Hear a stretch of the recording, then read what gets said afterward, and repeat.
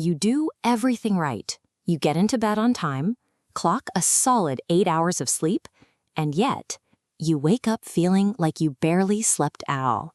Your head is heavy, your focus is shot, and you're exhausted before the day begins. We tend to think of sleep as a passive state, like powering down a computer.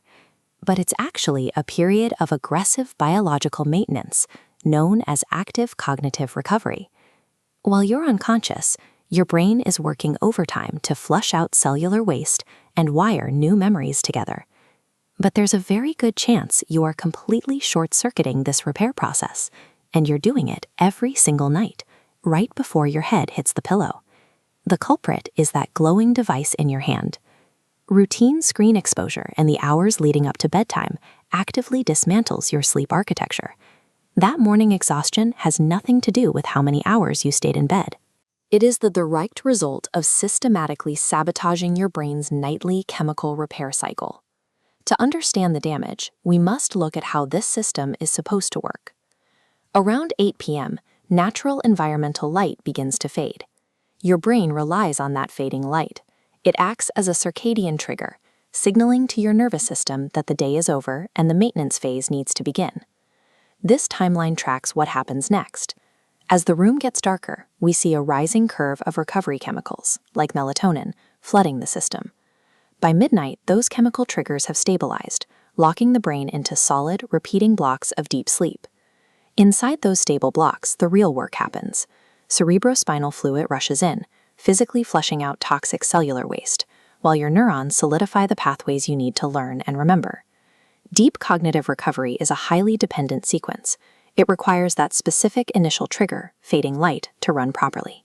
Now, let's reset to 8 p.m. and introduce a glowing screen into that dark room.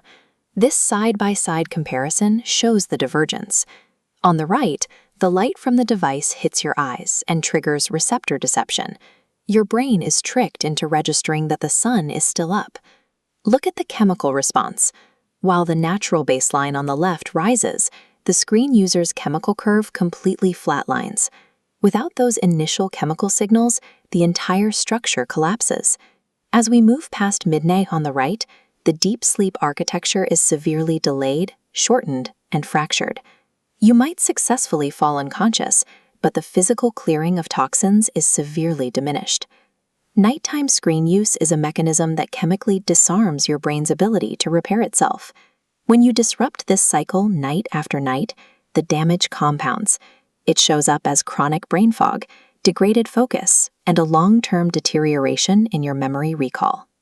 To halt this compounding damage, you have to implement a behavioral intervention, the digital sunset. A digital sunset is a non-negotiable, deliberate cutoff time for all screen usage before you go to bed. Mechanically, this routine artificially simulates the natural environment. It gives your brain the necessary time gap it needs in the dark to boot up those dormant chemical repair triggers.